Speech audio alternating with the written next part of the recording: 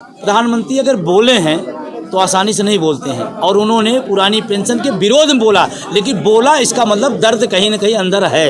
56 दिन का सीना सामाजिक सुरक्षा देने में है, 56 दिन का मणिपुर की घटना को रोक देने में है, 56 दिन का सीना कश्मीर में जो आतंकवादी घटना में हमारे भी 2 दिन पहले हमारे साथी मारे गए हैं उनको रोक देने में। 56 दिन का मतलब ये होता है, 56 दिन का मतलब नहीं होता है कि आप अपनी रैलियाँ और अपने चुनावी प्रचार को ही देखें। 56 दिन सुरक्षा देना और सामाजिक सुरक्षा देना ये भी काम है। वोट फॉर ओपीएस का अभियान पूरे देश के अंदर चलाएंगे 2024 में, अगर हमारी सरकार नहीं सुनी था। एक बेरोजगार है उसके लिए वोट करेगा, रोजगार के लिए देगा। एक किसान है, किसान के लिए अपने मुद्दे के लिए वोट करेगा।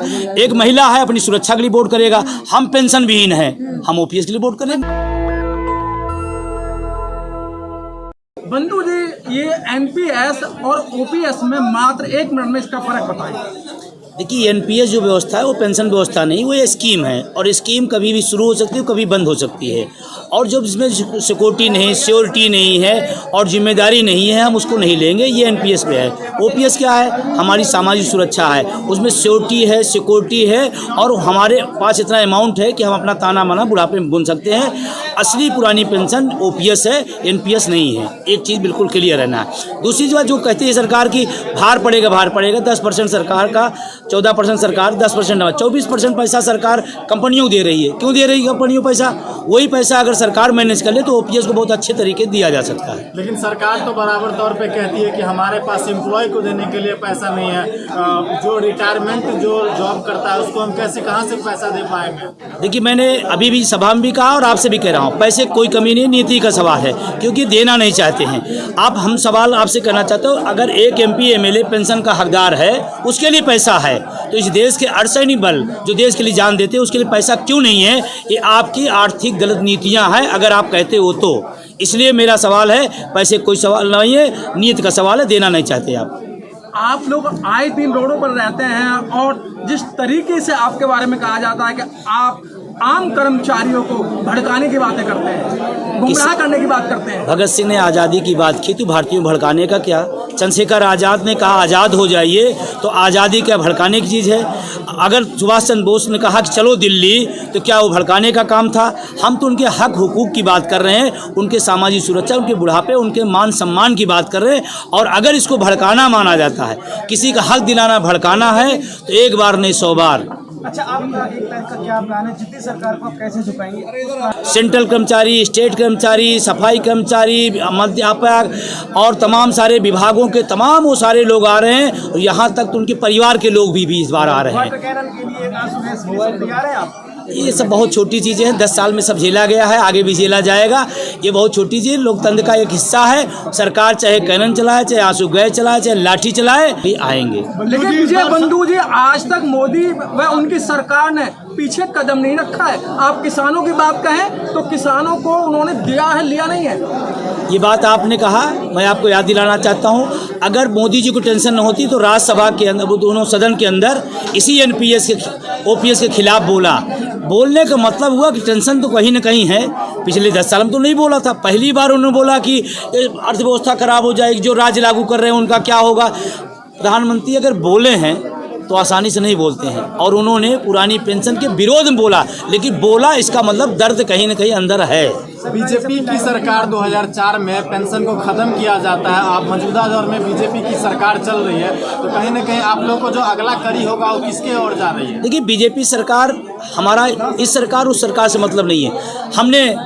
हमने जाकर राजस्थान में लड़ा था, कांग्रेस की सरकार थी। हमने झारखंड में जाकर लड़ा था, वहाँ पर हेमंत सोरेन की सरकार थी। हमारा सरकारों से में मतलब है, जो भी सरकार है, वर्तमान सरकार, हम उससे मांग करते हैं और उसी से लड़ेंगे। सत्ता में जो रहता है सवाल उसी से पूछा जाता है। आंदोलन जीवी है क्या आप? या अगर कोई लोग रैली जी भी हो सकते हैं, चुनाव जी भी हो सकते हैं, तो हमें आप वही समझ लीजिए। बंधु जी, इस बार सामना आपका 56 इंच के सीने से है, और कहते हैं एक अकेला सब पर भारी।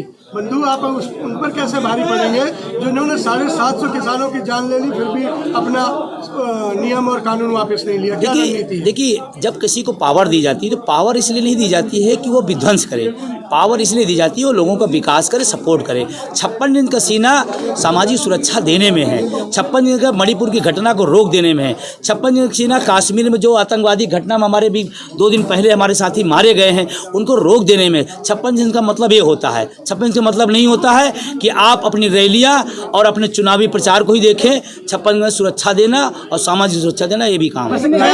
देश भर के कर्मचारियों को क्या संदेश है दिल्ली से? कर्मचारियों का संदेश कर्मचारियों के लिए ये है कि ये गुट विभाग पद सीमाओं, संगठनों की सीमाओं से बाहर निकलो और अपने बुढ़ापे की लाठी के लिए दिल्ली पहुंचो। ये मेरा आशा ये सारी चीजें शांति से भी हो सकती है, आप इतना भड़काऊ बयान क्यों देते हैं? लोकतंत्र में धरना देना लोकतांत्रिक व्यवस्था है, लोकतंत्र में रैली करना लोकतांत्रिक व्यवस्था है, लोकतंत्र में वोट की चोट देना लोकतांत्रिक व्यवस्था में भड़काऊ कहाँ है? ठीक है। सरकार अगर धरना देने के बावजूद भी नहीं सुनती है, लगातार प्रदर्शन करने के बावजूद भी नहीं सुनती है, तो आप लोग का अगला जो पायदान रहेगा वो क्या रहेगा? 24 का लोकसभा चुनाव है और हम सब पढ़े लिखे बुद्धिजीवी हैं, हमारे घर परिवार है, हमारे साथ तमाम ऐसे लोग भी हैं।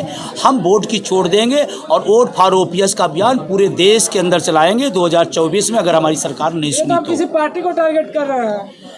नहीं, सरकार को, जो सरकार में हो उससे टारगेट कराओ, और सरकार जो इनकी है तो इनसे पूछूंगा, अगली जाएगी उससे पूछूंगा, हमारा सरकार से। आप सरकार को बार बार कह रहे हैं कि हम वोट की चोट करेंगे, तो ये तो निर्वाचन आयोग कहता है वोट करो, प्रधानमंत्री कहते ज़्यादा वोट करो, मुख्यमंत्री कहता है वोट करो, तो हम तो उन्हीं का सपोर्ट कर रहे हैं ना। बातों से ऐसा लग रहा है कि कांग्रेस ने आपको एज अ प्रवक्ता रखा हुआ है, लोगों को भड़का रहे हैं आप। जब लोगों के पास तर्क नहीं होता तो कुतर्क पेश किया जाता है, हम अपने हक की आवाज़ उठा रहे हैं।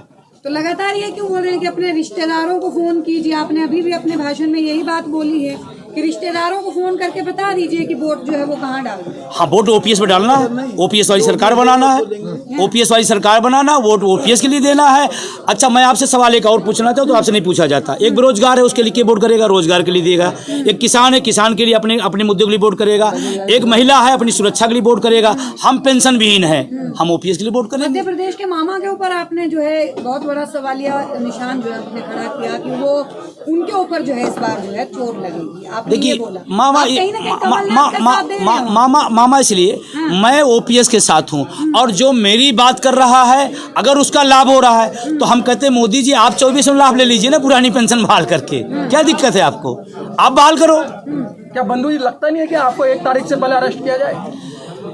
हाँ, यही काम बचा है, यही काम बचा है। सरकार चाहे तो कर सकती है, उसका अधिकार है। हाँ, उसके बाद मेरा जो अधिकार है मैं उसका उपयोग करूंगा। एक बंधु बने, लाखों बंधु को अरेस्ट करना पड़ेगा। ठीक है सर, थैंक यू, धन्यवाद आपका। नेशनल दस्तक की आपसे गुजारिश है कि अगर इसको बचाना चाहते हैं तो नेशनल दस्तक को सब्सक्राइब करने के लिए रेड कलर के सब्सक्राइब बटन को दबाएं, फिर बेल आइकन की घंटी दबाएं। नेशनल दस्तक को बचाने के लिए बहुत जरूरी है कि हर खबर को शेयर करें, लाइक करें, कमेंट जरूर करें।